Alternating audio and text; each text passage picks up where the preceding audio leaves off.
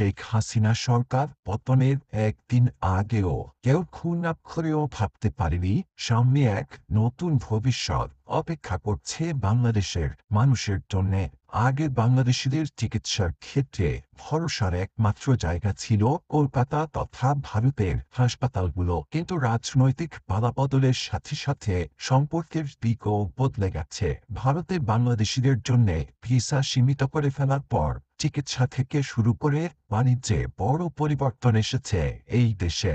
এবার আর কলকাতার দিকে তাকিয়ে নেই বাংলাদেশিরা, বরং বাংলাদেশিদের হারিয়ে চিকিৎসা থেকে বাণিজ্যের ব্যবসা লাটে উঠেছে ভারতের। যদিও সাময়িক অসুবিধা হলেও বাংলাদেশিরা ঠিকই নিজেদের পথ খুঁজে নিয়েছে।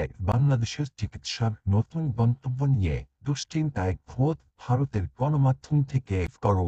এবার কলকাতার বদলে চিকিৎসার পরবর্তী গন্তব্যে পা বাড়াচ্ছে বাংলাদেশিরা। কলকাতার বদলে চীনা ভিসার চাহিদা এবার বাড়বে বলেও শঙ্কিত ওপার বাংলা। সম্প্রতি পররাষ্ট্র উপদেষ্টা তৌহিদ হোসেনের চীন সফরকে ঘিরে বেড়েছে জল্পনা।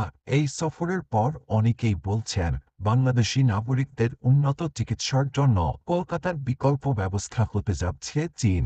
বাংলাদেশের অনুরোধের পরিপ্রেক্ষিতে চীনের পররাষ্ট্রমন্ত্রী ওয়াং ই বাংলাদেশি রোগীদের চিকিৎসার জন্য কুনমিংয়ে ৩ থেকে ৪টি স্বীকৃত হাসপাতাল, বিশেষভাবে বাংলাদেশের মানুষের জন্য নির্বাচনের কথাও জানিয়েছেন। বাংলাদেশ চীন কূটনৈতিক সম্পর্কের ৫০ বছর পূর্তি উপলক্ষে শুভেচ্ছার নিদর্শন হিসেবে ঢাকায় বিশেষায়িত চীনা হাসপাতাল প্রতিষ্ঠায় বাংলাদেশের প্রস্তাবকেও স্বাগত জানান তিনি। এই খবর পেয়ে দুশ্চিন্তায় কলকাতার বেসরকারি হাসপাতাল কর্তৃপক্ষ, কারণ বছরের পর বছর ধরে বাংলাদেশের রোগীদের যাতায়াতে কলকাতার বেসরকারি হাসপাতালগুলোর রমরমা ব্যবসা চলছে।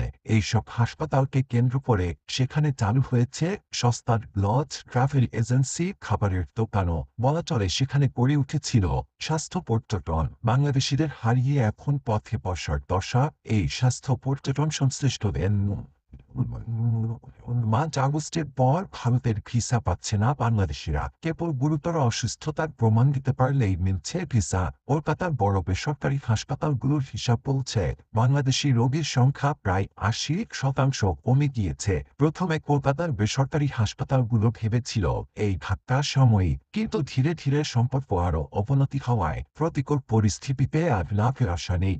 বাংলাদেশের পররাষ্ট্র উপদেষ্টার সফরে শিক্ষা, রেলওয়ে, কৃষি, পানি সম্পদ ব্যবস্থাপনা, পশু সম্পদ, মৎস্য, জাহাজ ভাঙা শিল্প, টেকসই ও নবায়নযোগ্য জ্বালানি এবং খনি অর্থনীতির মতো খাতে আর্থিক, কারিগরি ও সক্ষমতা বৃদ্ধির সহযোগিতা এবং সহায়তার জন্য